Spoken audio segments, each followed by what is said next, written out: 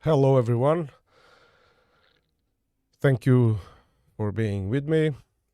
And today I wanna break down an interview given by Zelensky to the Economist. First of all, I must say in advance that the questions put forward by the Economist journalist were actually quite rational. They were quite neutral, as a journalist should be. It's which was quite surprising for me because nowadays with the propaganda and the narrative putting people in the extreme sides, in the opposite extreme sides, it's very rarely that we see a journalist not making questions that imply something already. So uh, yeah, without any further ado, let's break down. Let's hear this interview. It's not very long, and it has a also afterwards the journalists from the Economists, they also break it down a little bit, and I also want to comment that. So yeah, let's react to that.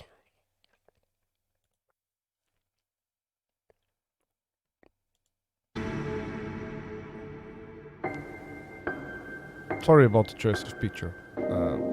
Over the many months since Russia invaded Ukraine, we've brought you frequent updates on the progress of the war.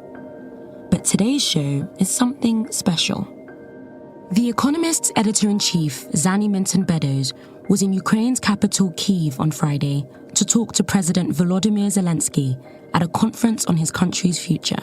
Maybe you want some coffee? Coffee? You want some? Yeah? The last time they spoke was in the spring of last year, in what was Mr. Zelensky's first one-on-one interview after the invasion. But a lot has changed since they last met. President Zelensky, it's great to see you. The first time we met, it was 4 weeks after the full-scale invasion when Arkady and I came to Kyiv. Now it is more than 1.5 years later. This is beginning to feel like a long war. You said recently to the people of Ukraine, we have to learn to live with this war. Today you said to many foreign partners, this is not a feature film where everything happens in 1.5 hours. So my first question to you is, what do you need to do differently to win a long war? Before he answers, I'd just like to comment that when Zelensky says that he has to address his people and tell them that they have to prepare for a long war, that in my point of view, that's an admission of defeat, or at least an admission of someone who doesn't really have a plan. What I think it comes down to is that it doesn't really depend on him, and that's why he has to prepare his people, I think, for the worst.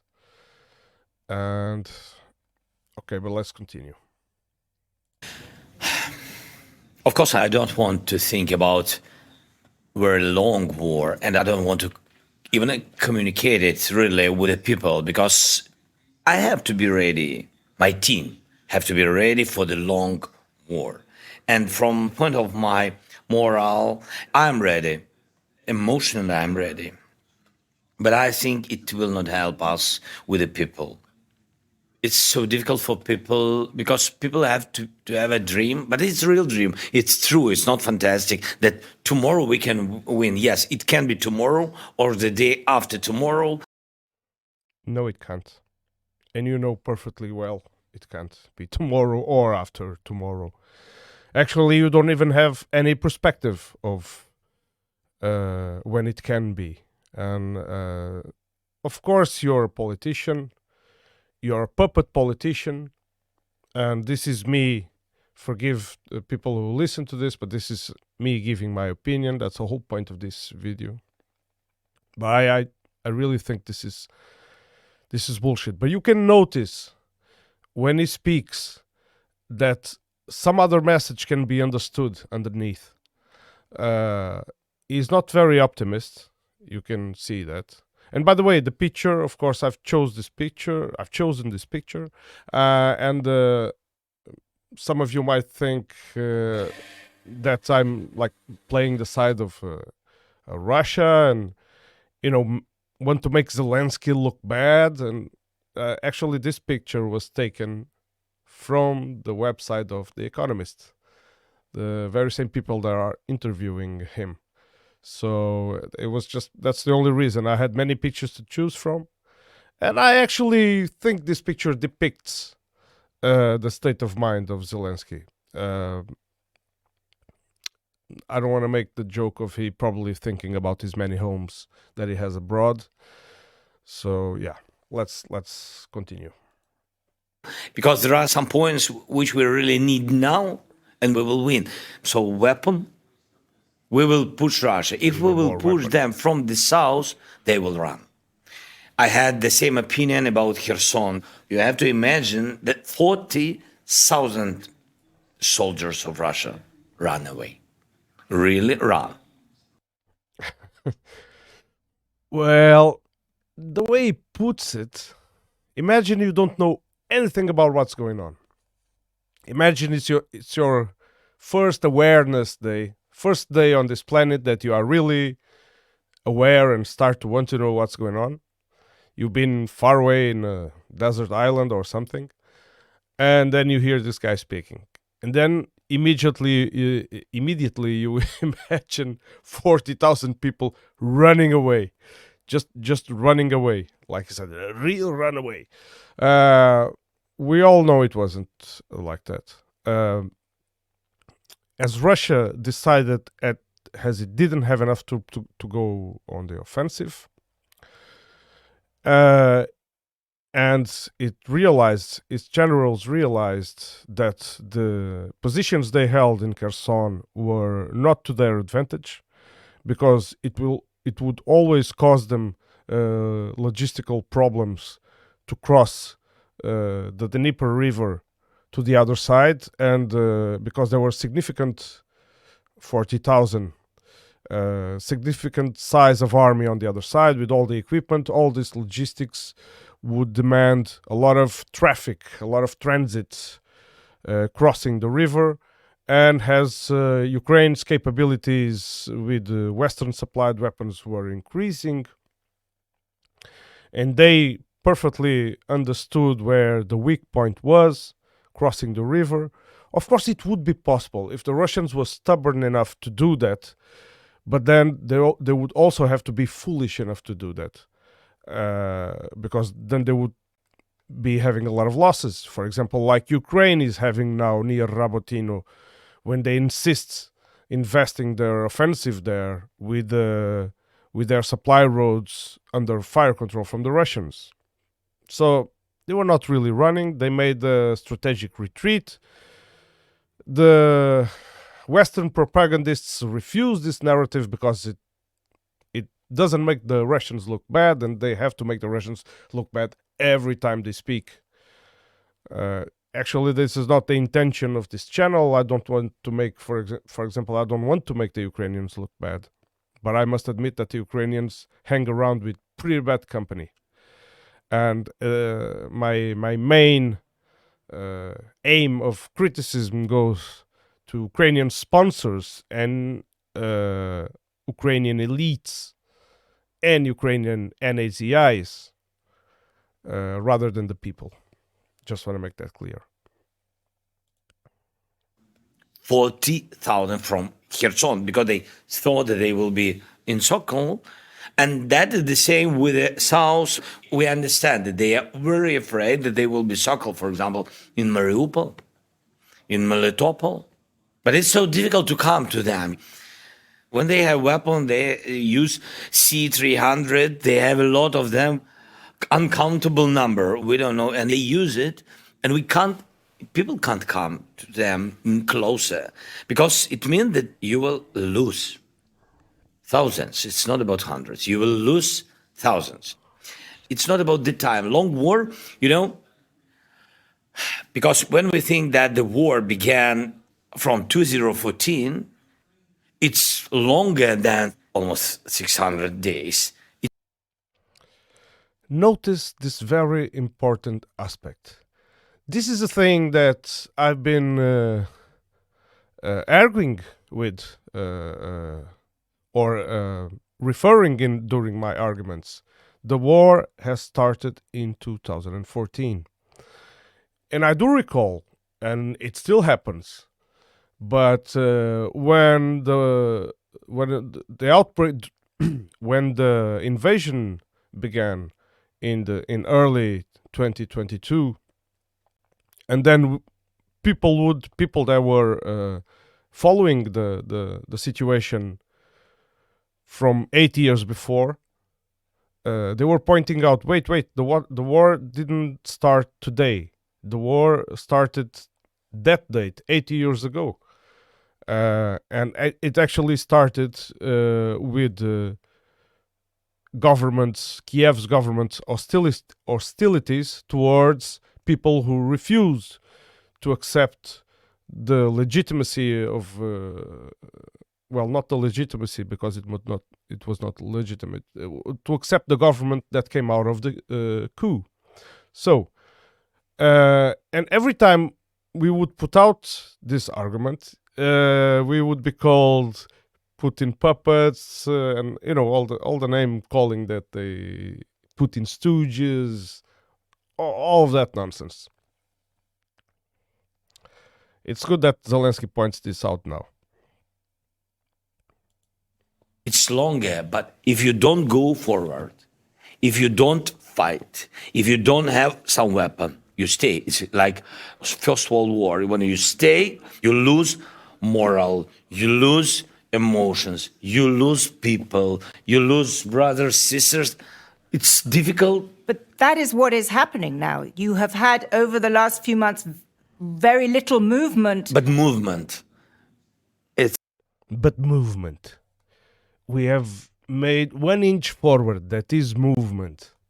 Look at this movement I'm doing with the chair. I'm moving all the time. Like the Ukrainian army is moving. Okay, I don't want to downplay their advance. And especially, I don't want to mock people who are being slaughtered. But now Zelensky goes into this... well, a whole different reality of what is going on the battlefield. Because at the same time, he admits thousands and thousands of deaths and suffering. He says they have to go forward, and I do know where I've seen this before in history, in 20th century history. It's important movement, because you are right. Maybe not so speed movement on the south, but not everybody see that we are on the other bench in Kherson. I mean, it's artillery without strong weapons. So you are putting pressure on the Russians. Yes, we are pressuring. And if you will look at East, what changed?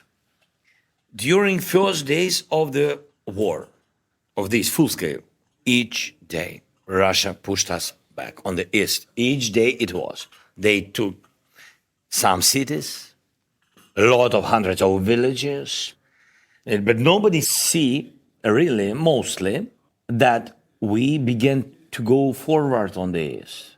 It's not to stand and go forward like in the South. It's about getting back, then stop, then begin to go forward. It's another way. I think we will have success there. But you are an... It was a rather vague and confusing statement, this was.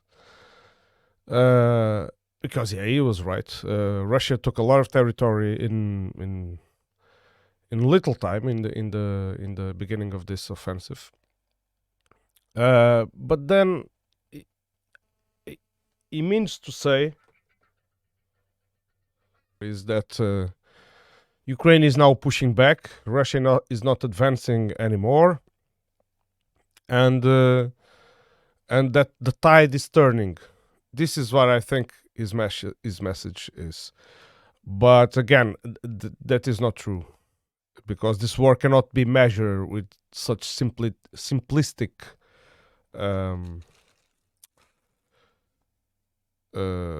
aspects, only few aspects. It's of course, it's one of the aspects of the war is the territory, but there are other things we have to look into, and namely because Russia is also putting pressure on the offensive in for example, in the north, in the Kupiansk area, and we know that the recent advances from Ukraine in Klishchevka and near Rabotino, they have been made at very, very high cost.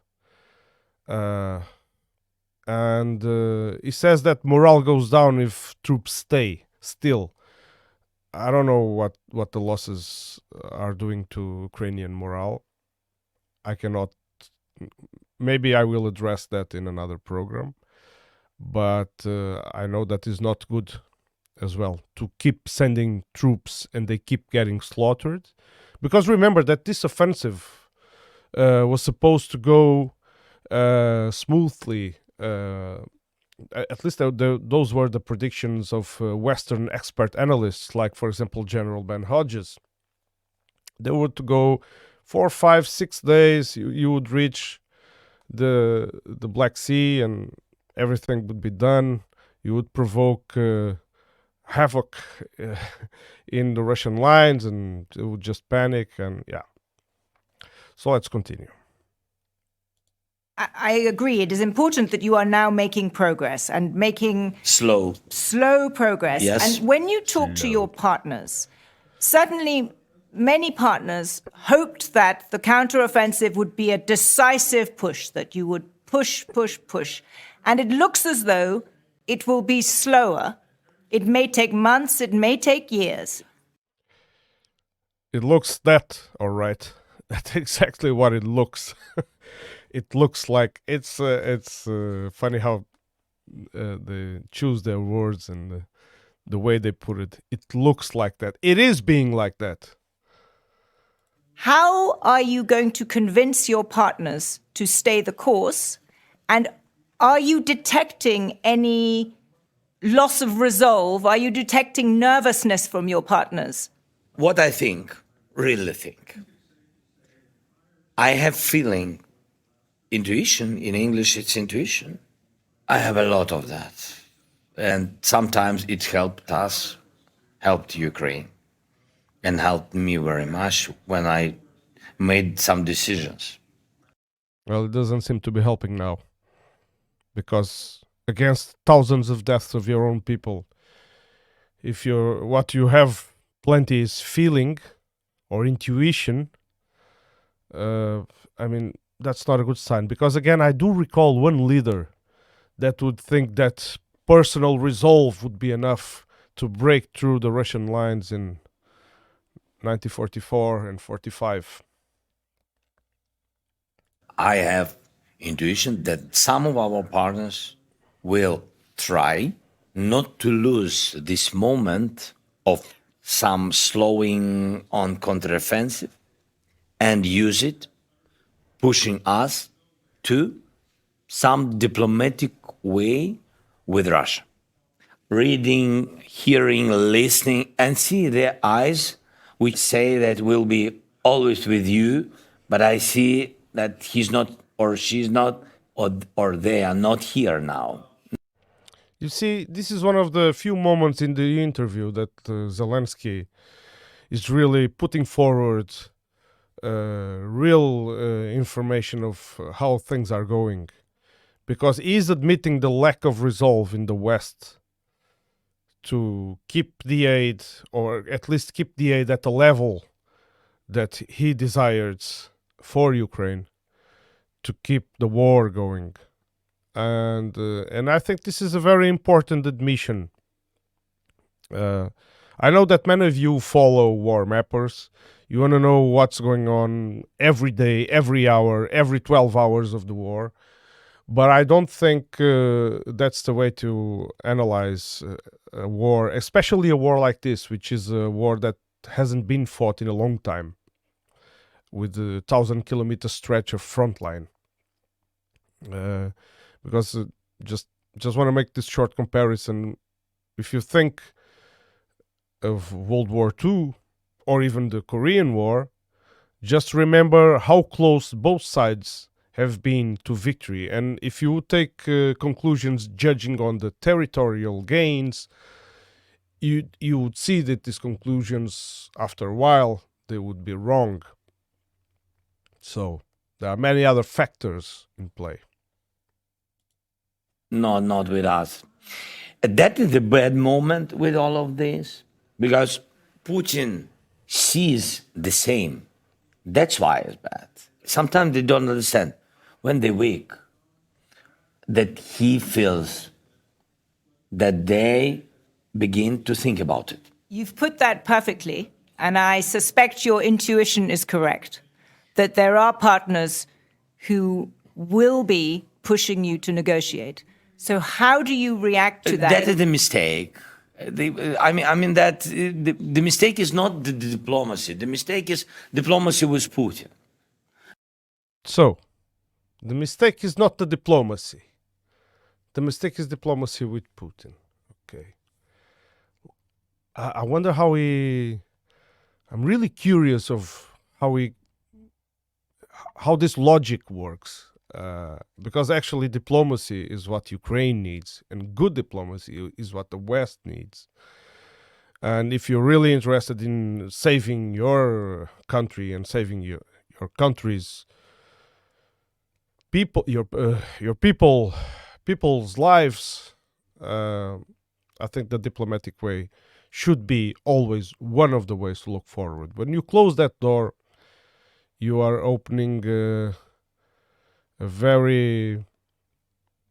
you are going into a very dark alley. The meaning of his word. I mean, it's nothing. He is discussing something and then he will not do. You remember the World War II, how it was in Czech Republic, how Hitler had negotiations, even papers, but he knew before signing the papers, he knew that tomorrow he will occupy. This is just, I mean, I think it's the bullshit moment, the high point of the bullshit moment during this interview. I mean, so let's see what he's trying to do here. Okay, it's clear that he's trying to compare Putin to Hitler, but he does it in a way that he accuses Putin of not being faithful to his word, not fulfilling his word, for example, in a treaty signed. But it doesn't mention one single time when that happened. Then he goes on he travels back in time to World War II, and then he gives these examples, well-known examples, for the ones who know a little bit of this history, when Hitler broke agreements and annexed the Sudetenland and invaded the USSR, for example, when they had a peace treaty. But it doesn't point one single example from the side of the Russia's president that he has done this. And indeed, we all know that when in the beginning of this phase of the conflict in 2022, I think it was in March, when Ukraine pleaded for negotiations, and immediately Russia accepted to sit down and negotiate. We all know how that went, how that paper, what happened to the validity of this contract. So yeah, more of the same. That's why Putin is not the subject of negotiation. It's not about Ukraine. It's about all the partners, not to live in illusion world that they negotiate with somebody. No, he has negotiation only with himself. Another thing, we can't. Let me rephrase this. Vladimir Putin has negotiation with only himself. I don't think I'm going to comment on this one. Change our values and our position about understanding that if Russians will stay on our territory, it's never finished. This war is freeze. We don't want a frozen war. Throughout these last 18 months, you have been spectacularly good at convincing the publics of the partner countries, the publics of countries in the West, why Ukraine needs to be supported. Okay. He has been spectacularly good at propaganda. We know this. But he had to. He had no choice. And it's the other way around. It's not because of him convincing that they have support. It's because in order to justify that support, they needed him to convince the people of countries such as mine, although it is irrelevant, but majority of the countries in the European Union. If you are right with your intuition about some of the politicians, how will you change your message? How will you persuade the public in your partner countries that this is important to stay the course? I'm sure that Putin will make some help because he will make mistakes. He doesn't understand that in the long war, he will lose. Because it doesn't matter what 60 or 70% now support him. No, his economy will lose. How to convince other partners to believe that they are on the right side, it's pushing them by journalists, by media, pushing people. People read, people discuss, people make minds, and people push leaders. That's it. Because there is only one thing. He is right. People push leaders.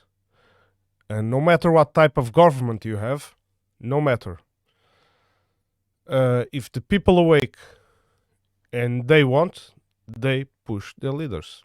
He is completely right about that. That's why Ukraine, after the coup, was really in a hurry to suppress all the dissent. Let's make this clear. There are plenty of proof of that. Not going into it now. People or money, but even money, that is again about people because they need this money to raise up their economy and the level of their people. So my position was that the world has to show Putin and people of Russia that they will be isolated. Yeah, we all know how Russia's isolation is going, right?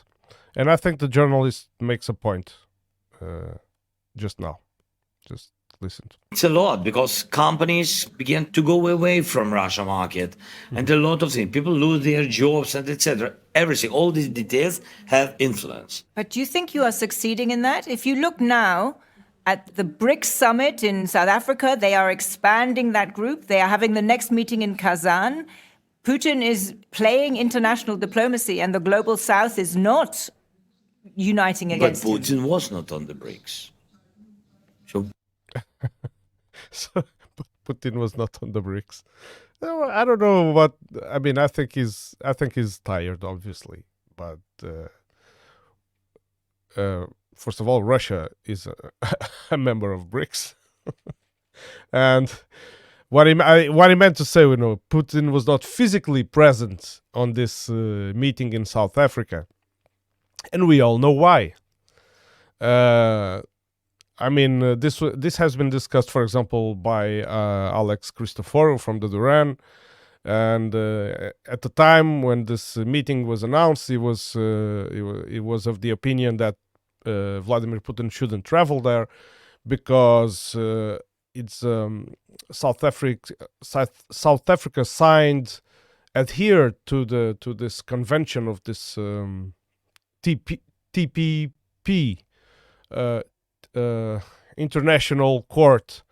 I'm sorry if I'm not remember the letters, but this international court, which is by the way not recognized by the United States, it's like a tool that they use that they are exempt from it.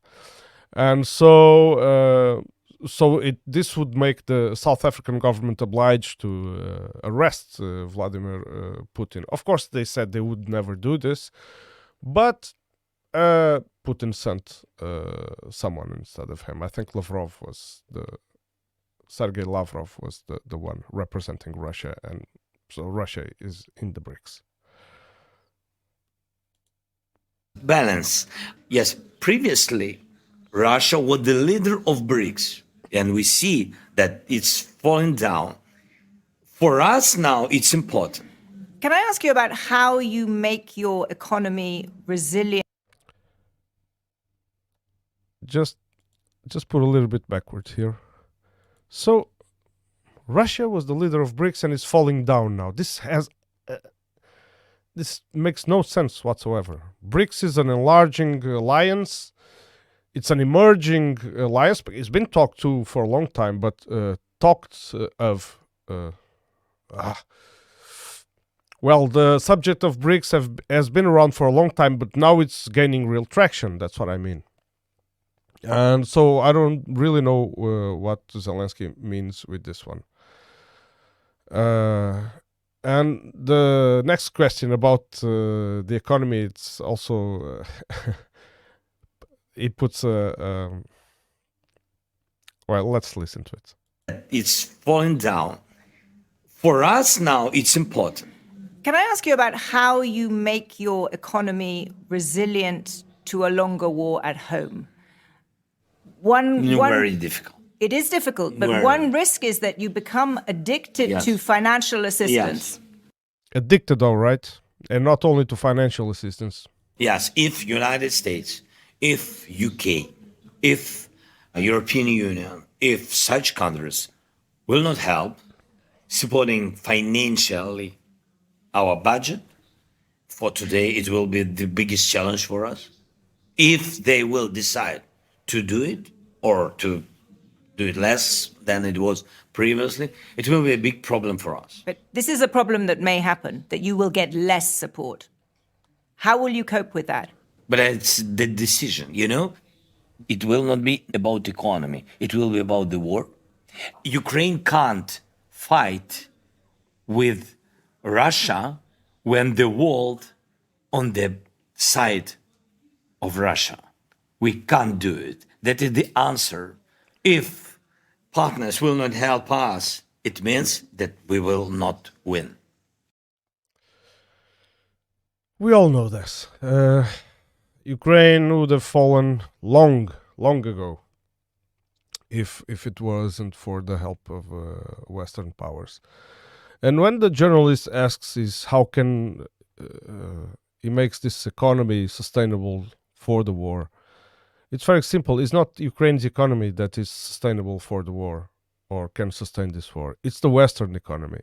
It's Westerners' taxpayer money that is sustaining this war. Eventually, this will reach a limit. I mean, the cost of living is rising every day. They want to disguise these numbers with all kinds of artificial tools, but and we know that the social the channels, the mainstream channels, want to put out this message that everything is controlled, everything is under control, but we know there is not. And yeah, also, this implies, I think, that there is an actual slowing down on the assistance to Ukraine, or at least an intention, because he really manifests that he thinks that this is happening, and if it goes on like that, if the Western powers decide to retrieve this or reduce this aid, Ukraine will fall. Okay, I don't want to make the video too long, so follow me if you want to hear the rest of the interview, analysis of this interview. You just have to tune in for the next one. because I really it's not on purpose, but it's really I don't want to keep it too long, and that's the only reason. There are no marketing reasons whatsoever.